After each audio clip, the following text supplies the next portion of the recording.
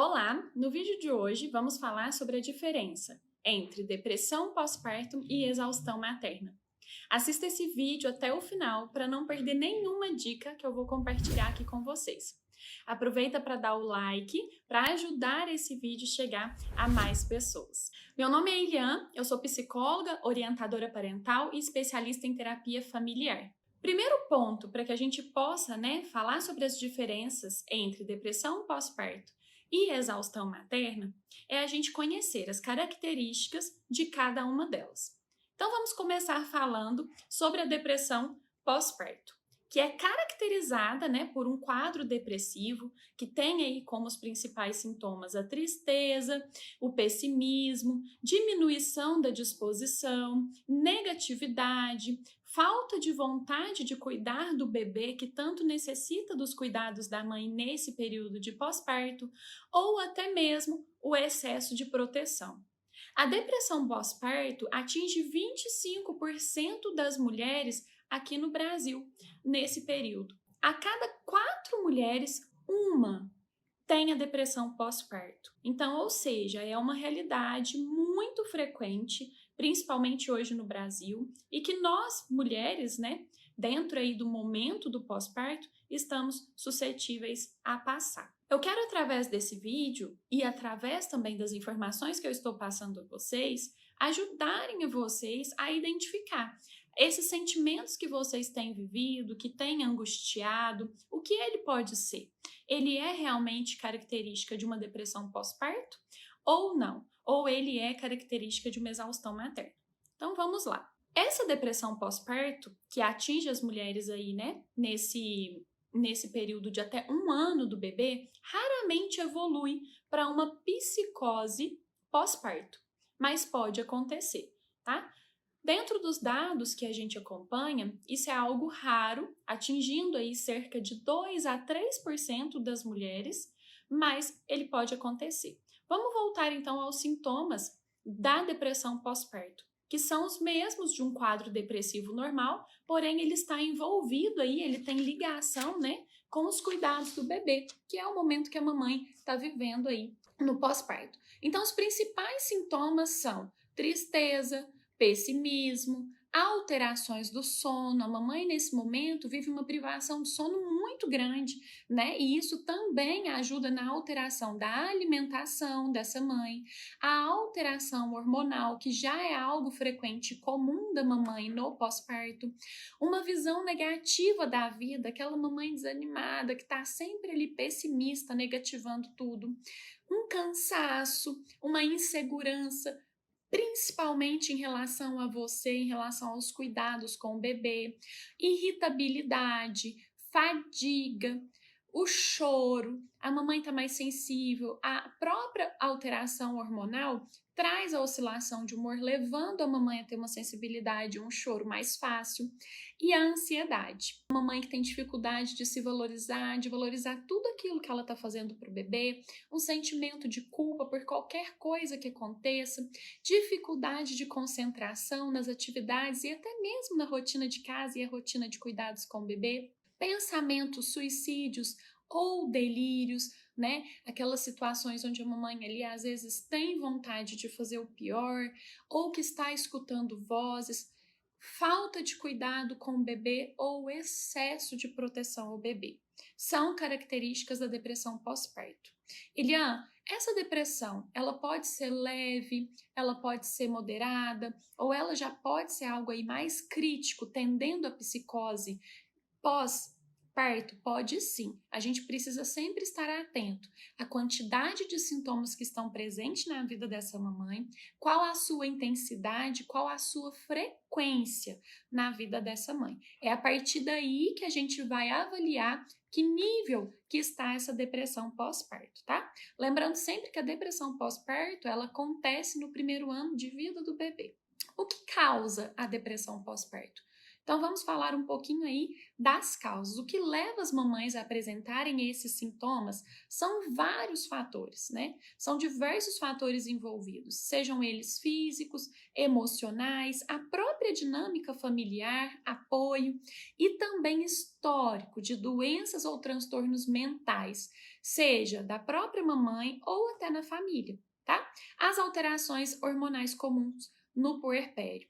Eu sempre falo para as mamães que precisam estar atentas, né? O cuidado na gestação, o próprio pré-natal psicológico que ajuda a mamãe a se preparar mentalmente, emocionalmente para a chegada desse bebê e para viver essas fases pós-parto, né, que é o baby blues, que é a depressão pós-parto que pode acontecer. Mas esse histórico da mamãe é muito importante e faz muita diferença na hora da gente avaliar esses sintomas que a mamãe está apresentando, porque eles podem sim causar e desencadear a depressão pós-parto, tá? Então, o quadro depressivo, antes ou durante a gestação, ele pode causar essa depressão pós-parto, um histórico de depressão da mamãe antes mesmo da gravidez ou até mesmo na família também pode contribuir. Ansiedade e estresse, né, que já está ali no nível um pouco alterado, um pouco excessivo.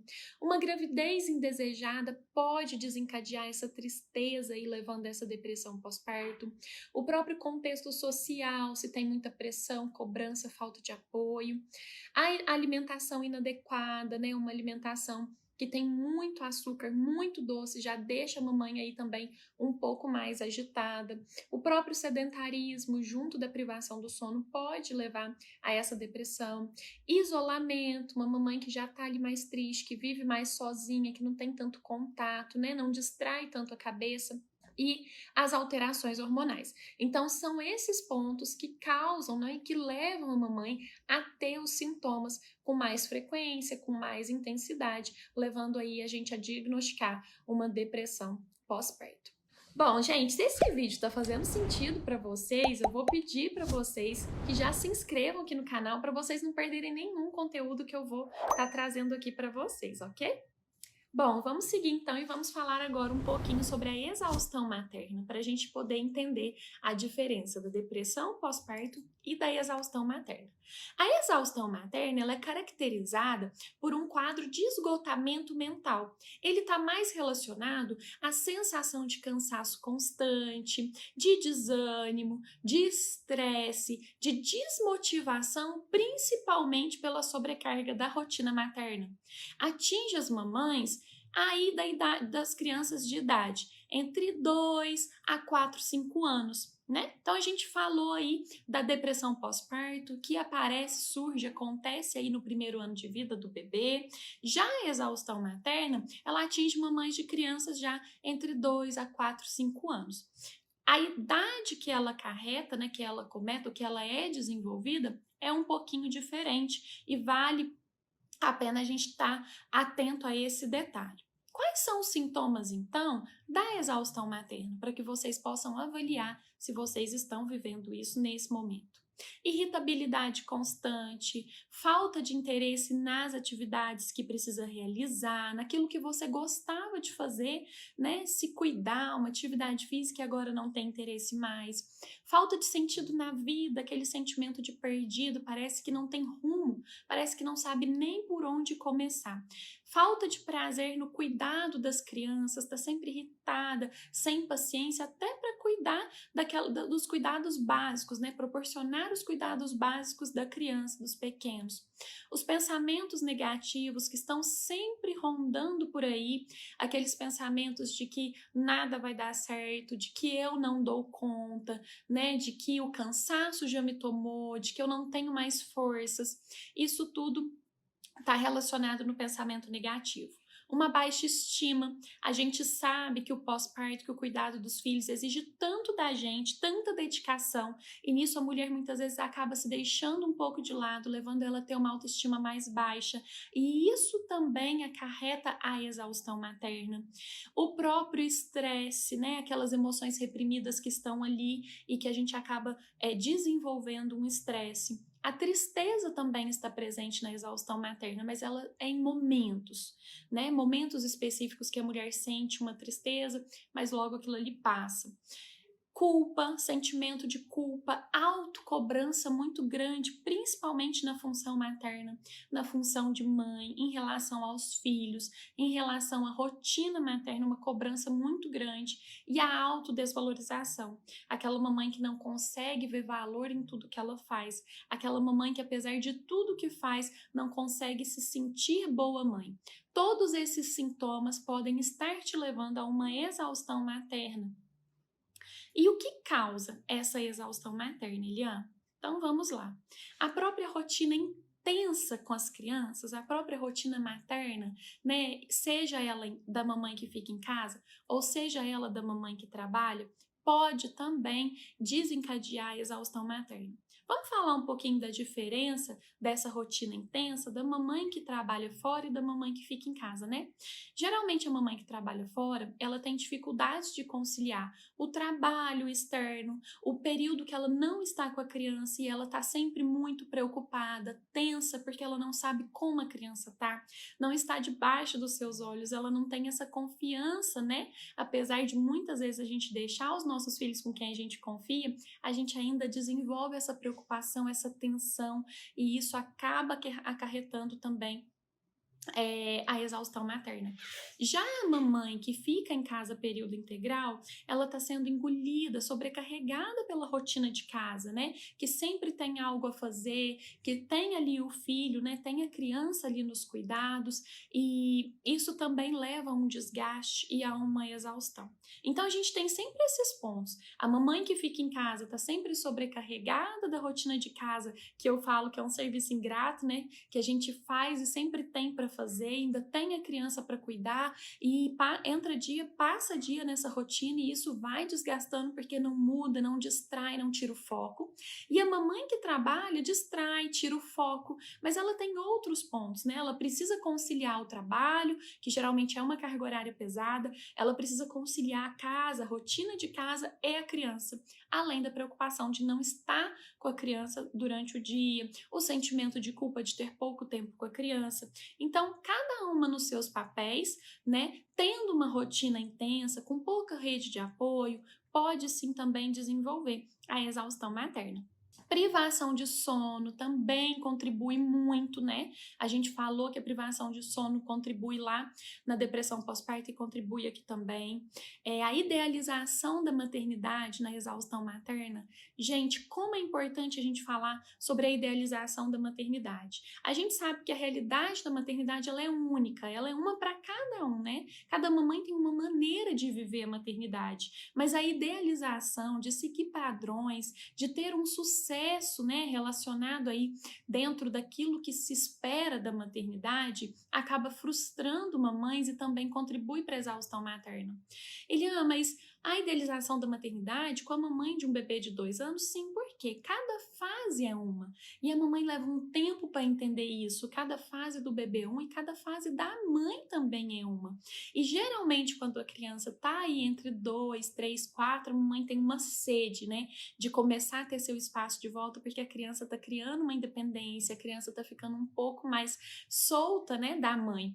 Enquanto é menorzinho, ainda depende muito mesmo, tá sempre grudado ali na mãe, às vezes está amamentando, tem a troca de fralda.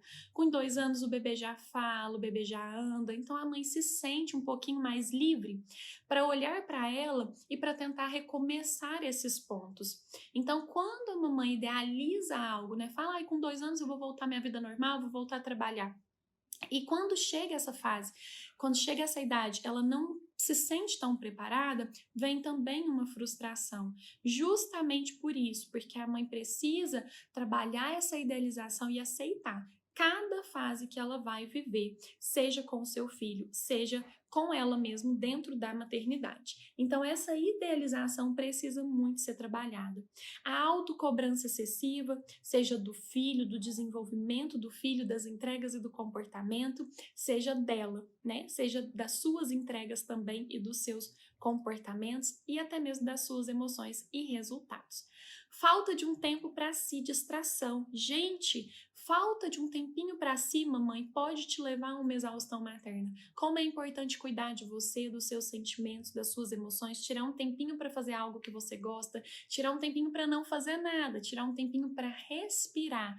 Isso é cuidar de você mentalmente e é super importante e necessário. Insatisfação profissional. Eu citei uma insatisfação, mas é insatisfação com a vida como um todo, né?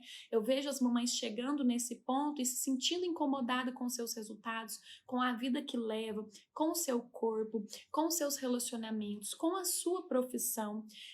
Às vezes aquele emprego que era o suficiente para você, que tinha uma carga horária de trabalho legal, agora com o filho já não é mais, já não é uma carga horária de trabalho adequada. Às vezes aquilo que você conseguia relevar, você já não está conseguindo mais, porque a maternidade traz uma mudança como um todo, né, para a mamãe, como pessoa. A gente também muda, a gente não é mais a mesma, a gente se tornou mãe. E isso também pode ser um ponto que leva à exaustão materna. E a falta de aceitação de todas essas mudanças que a maternidade traz também pode levar à exaustão materna. A falta de aceitação, vamos dizer assim, uma resistência, né? Quando a mamãe resiste àquelas mudanças que aconteceram, que são inevitáveis e que a gente precisa aprender a conviver com elas. Mais uma vez, isso está ligado ali à idealização da maternidade, às suas consequências e ao entendimento, né, e aceitação de cada fase que nós ainda vamos viver. Então, isso é muito importante. Então, falamos um pouquinho sobre as características, né, da exaustão materna, da depressão pós-parto, e eu queria compartilhar algumas dicas com vocês aqui para que possa ajudar vocês a identificar que ponto vocês estão, os sintomas que vocês têm apresentado são comuns, têm intensidade, têm frequência. É algo que eu posso, como se diz, esperar isso passar e que eu tô passando tranquila, que isso uma hora vai melhorar ou não. Eu preciso buscar ajuda, eu preciso buscar um apoio, eu preciso trabalhar isso comigo de alguma maneira, né? Então, sempre é bom a gente identificar esses pontos, refletir sobre os sintomas e sobre as causas e identificar onde a gente pode trabalhar isso e como a gente pode melhorar. Então, eu vou trabalhar algumas dicas com vocês aqui para que vocês possam identificar isso que vocês têm sentido, né? Às vezes a gente sente uma tristeza e essa tristeza já está aparecendo aí com frequência, a gente não dá atenção. A gente acha só que a gente às vezes está triste e isso vai passar. E não é assim. Precisamos estar atentas e dar a devida importância para cada sintoma.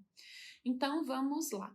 Período que você está. Que idade que seu bebê tem? Né? Seu bebê ainda está aí nenenzinho, você está nos primeiros dias de pós-parto, o seu bebê já tem um tempo. É muito importante entender o período que está para você avaliar, mais voltado para depressão pós-parto ou para exaustão materna. Como eu já falei aqui durante o vídeo, a depressão pós-parto atinge aí mamães geralmente de bebê de 1 ano e a exaustão materna de bebês de 2 a 4, 5 anos de idade. Dentro desse período, né, do primeiro ano do bebê, a gente tem 3 fases. Vou só citar para vocês, depois eu posso até fazer um vídeo detalhando cada um deles. Nos primeiros, né, 15 dias, 45 dias do bebê, a gente tem o baby blues. Ele pode durar aí de 2, 3, até 4 semanas sendo acompanhado e avaliado. Então, o baby blues é uma depressãozinha leve, uma mini depressão que acontece influenciada pela alteração hormonal que influencia também no humor da mamãe, tá?